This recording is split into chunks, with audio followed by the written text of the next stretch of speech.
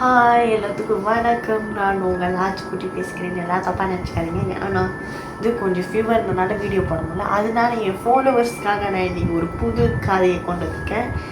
இந்த கதை எனக்கு ஸ்னாப்சாட்டில் ஒருத்தர் என்னோடய யூடியூப் அக்கௌண்ட் பார்த்து அவர் என்னோடய ஃபுல் வீடியோ எல்லாத்தையும் பார்த்ததுக்கப்புறம் தான் அவரோட வாழ்க்கையில் நடந்த ஒரு கதையை என்கிட்ட ஸ்னாப்சாட்டில் சொன்னார்.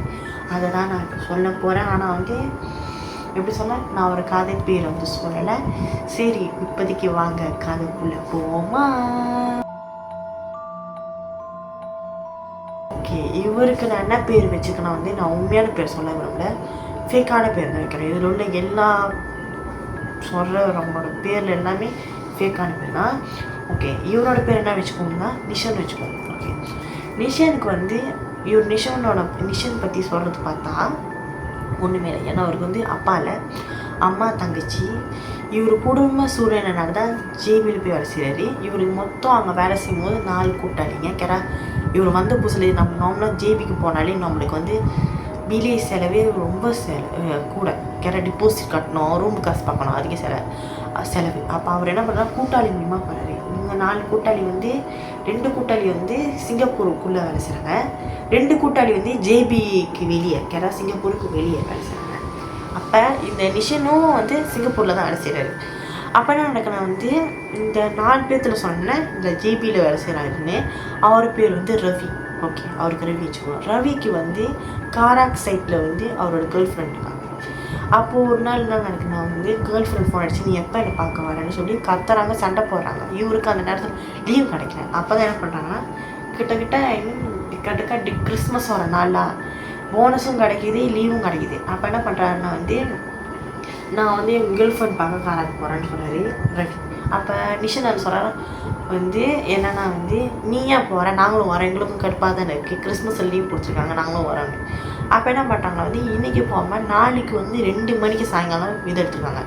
4 பேர் காடியில், ஒருத்தர் மட்டும் தான் மோட்டரில். ஓகே, இப்போ 4 பேர் காடியில் ஒருத்தர் மோட்டர் போயிருக்காங்க. அப்போ என்ன பண்ணாங்க, 2 மணிக்கு சம்பாய் போய் அங்கே போயிட்டு ஐ திங்க் 9 மணிக்கு தான் சம்பாயாக இருக்காங்க.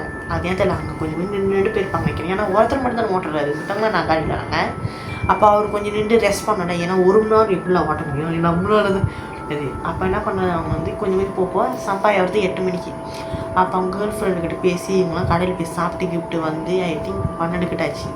அதுக்கப்புறம் இவங்க தான் சொல்லியா நாங்களும் இவங்க லேப்பா பண்ணுறோன்னு சொல்லி இவங்க என்ன பண்ணுறாங்கன்னா, லேப்பா பண்ணிடும் போது நான் சொல்கிறேன், இவங்க 4 பேர்த்தில் ஒருத்தர் பூசாரி வேலை. இதுக்கு முன்னாடி அப்போ இதில் ஒருத்தர் என்னென்னா பூசாரி வேலை, இதுக்கு முன்னாடி பூசாரி வேலை செஞ்சிருந்தோம். அவருக்கு மனசே சரியில்லை. அப்போ ஒருத்தர் கேட்குறாரு, ஏன் என்னாச்சு, ஏன் ஒரு மாதிரி இருக்கு. இல்லை, எனக்கு மனசு எதுவும் சரிப்பட்டு வரல. நம்ம காடியில் போகும்போது அதில் ஒருத்தரோட பேர் சொன்ன மோட்டரில் போடுறா, அவர் பேர் சுரேஷ் பின்னாடி என்னமோ போகுதுன்னு சொல்லியிருந்தேன். அப்போ என்ன நடந்துச்சுன்னு தெரியல. இவருக்கு சொல்ல மனசு எதுவும் சரிப்பட்டு வரல, எதுவும் நடக்க போகுது.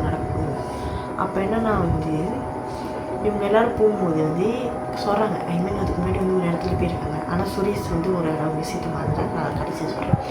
ஏன்னா இவங்க கொஞ்சம் நின்று போகிறனால காராக்கு ஹைவே பாதை இருக்கணும். எனக்கு தெரிஞ்சு ஒரு நார்மல் பாதை இருக்குன்னு அதில் ஒரு பையன் சொல்கிறான். அப்போ நிஷன் சொல்கிறாரு, பாருங்க அப்படியே போவோம், ஏன்னா காராக்கு ஹைவே பாதை போனால் ஹைவே ரொம்ப இதாக இருக்குது, ரொம்ப டிராஃபிக் ஜாம் இருக்குன்னு சொல்கிறாரு. அப்போ என்ன நடக்குன்னா இவங்க கொஞ்சம் போவோம். அதுக்கப்புறம் காராக்கு ஹைவேக்கிட்டே பேசி காராக்கு ஹைவேக்கிட்டே வந்துட்டாங்க. யாருன்னா சூரியசிசியில் அப்போ கூட்டிகிட்டு போய்ட்டாரு. இவங்க நான் ஷார்ட்கட் பார்த்தா தான் போகிறது. சுரேஷ் இந்த போய்ட்டாரு. அப்போ என்ன நடக்குதுன்னா இவங்க சொல்லி எப்படியாவது காராக்கு ஹைவே தாண்டி போயிட்டு ஒருத்தர் காடியில் போகிறாங்க. இவர் பின்னாடியே வராரு, மோட்டரில் சுரேஷ் பின்னாடியே வராரு. போகும்போது பின்னாடி எல்லாம் பார்க்குறாங்க. 2 பையனை பார்க்குறாங்க. எங்கே மோட்டரை தான் காடி யூட்டர்ன் அடிச்சுன்னு பார்த்தா அங்கே ஒரு ஆக்சிடென்ட். எல்லோரும் கூப்பிட்டா பிடிக்கிறாங்க. அப்படின்னு பார்த்தா சுரேஷோட தலையே இல்லை. தலை எங்கே போச்சுன்னே தெரியல. அங்கே முட்டை மட்டும்தான் இருக்குது, முட்டமும் மோட்டுறோம்.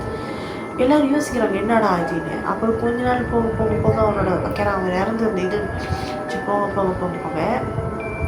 அவங்க இருந்த அந்த ரூம்லேயும் சரி, இது வரைக்கும் எந்த ஒரு கஷ்டமும் இல்லை.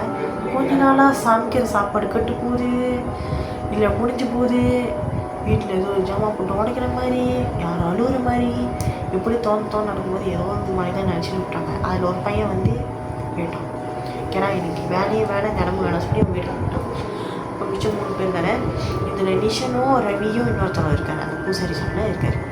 அப்போ என்ன பண்ணுறேன்னா ஒரு நாள் பூசாரி வந்து இந்த பூசாரி பையன் இருக்கான்னு சொன்னேன். இந்த பூசாரி பையன் என்ன நடக்குதாட்டு கிச்சனில் போய் தண்ணி குடிச்சிட்டு வரும்போது பாத்ரூம் அலுவல் சத்தம் போது கதவு தந்து கொடுத்துட்டு நான் கூட்டாடி உண்டிதான் இருக்கு தலை இல்லை. அப்படி இருக்கும்போது நீங்கன்னா இந்த தெரிச்சடிச்சு விடுங்க அவன் கண் வச்சு பார்த்துட்டுக்கலாம். அப்போ ஒன்று சொல்லலாம் இது என் தலையை தேடி கொடுத்து எனக்கு எரிச்சிருங்கன்னு அந்த பூசாரி பையன் கத்துறான். நான் எல்லோரும் பார்க்கும்போது இருந்தது அந்த ஊர் இல்லையா இப்படியே திறந்து அந்த ஊர் வாங்க நிற்கிது ஒரே சரியாகவே தெரியல. அப்படி தான் வந்து சுரேஷோட குடும்பத்தோட ஆளுங்களில் போய் இது பார்க்கணும் சாமியார் பார்க்கணும். அப்போ தான் சொல்கிறேன் சுரேஷ் என்ன பண்ணியிருக்காங்க வந்து நான் தான் சொல்கிறேன் வாய்ஸ் நார்மலாலே இந்த லேப்பா பண்ண போனாலே தண்ணி இந்த மாதிரி அடிப்பாங்க. இவர் என்ன பண்ணுறாருன்னா சுரேஷ் வந்து தண்ணி அடிச்சுட்டு யூரின் வருதுன்னு சொல்லி இப்போ தான் நார்மலாக நீங்கள் காட்டில் கூட அடிக்கலாம் இல்லை எங்கே வேணால் அடிக்கலாம் இல்லை இப்போ தான் பெட்ரோல் நர்ஸ்லாம் அந்த இதெல்லாம் இருக்குது தண்டாஸ்லாம் அங்கே போய் கூட இது பண்ணலாம் ரெஸ்டாரண்ட் கூட விடுவாங்க இந்த கடை தான். இவர் என்ன பண்ணுறாருன்னா வந்து அவசரமாக சொல்லிட்டு ஒரு சுடுகாட்டு மேலே அடிச்சுட்டு இருக்கிற ஒரு சமாதி மேலே அந்த சமாதி வந்து ஒரு பிள்ளைத்தாச்சியோட சமாதி. அப்போ அங்கே போய் அடித்து அதனால தான் அந்த பூசாரி பையன் சொன்னால் ஏதோ கூட வருது அவன் பின்னாடி அதனால தான் அவன் எப்படி இறந்துட்டாரா எனக்கு தெரியல. ஆமாம் அதனால தான் இந்த இது சொல்லியிருந்தார். அப்போ எல்லோரும் ஒன்றையும் புரிஞ்சுக்கோங்க இது என்னோடய இதாக இருக்கட்டும் இல்லை என்னோடய வேண்டிக்கோளாக இருக்கட்டும் உங்களுக்கு மிக மிக அவசரம் இருந்தாலும் சரி அடக்கி வச்சா பரவாயில்ல. நம்ம ஒருத்தவங்களை போய் அதை சொல்லி இப்போ நான் சொந்தம் சொல்கிறேன். இப்போ ஒருத்தவங்க நம்ம வீட்டில் ஒருத்தன் வந்து கச்சோர் பண்ணால் நம்மளுக்கு என்ன ஒரு ஆத்திரம் வரும். அப்போ அவங்களோட வீட்டில் இப்போ நம்ம கச்சோர் பண்ணால் அவங்களுக்கு என்ன ஆத்திரம் வரும். எப்படிங்க இது நியாயம்? நம்மளுக்கு வந்து ரத்தம் அவங்களுக்கு வந்து தகச்சிட்டிங்களா இது ட்ரூ பேக் ஓகேவா. இதனால் இந்த கதை இதோடு முடிந்து விட்டது. இது அது வரைக்கும் கதை நார்மலாக மேக்ஸிமம் கூட தான் எழுதியிருக்கேன். இந்த கதை ஷார்ட்டாக இருக்கனால நான் பார்த்துக்காதீங்க. நெக்ஸ்ட் கதையில் பார்ப்போம். சப்ஸ்கிரைப் பண்ணுங்கள் ப்ளீஸ். ஓகே இதுக்கப்புறம் நீங்கள் ஃபாலோ பண்ண தான் நான் கொஞ்சம் வந்து வீடியோ கொஞ்சம் நிறையா போடுவேன் ப்ளீஸ். ஓகே இதோட விட பெறுகிறேன். நன்றி வணக்கம்.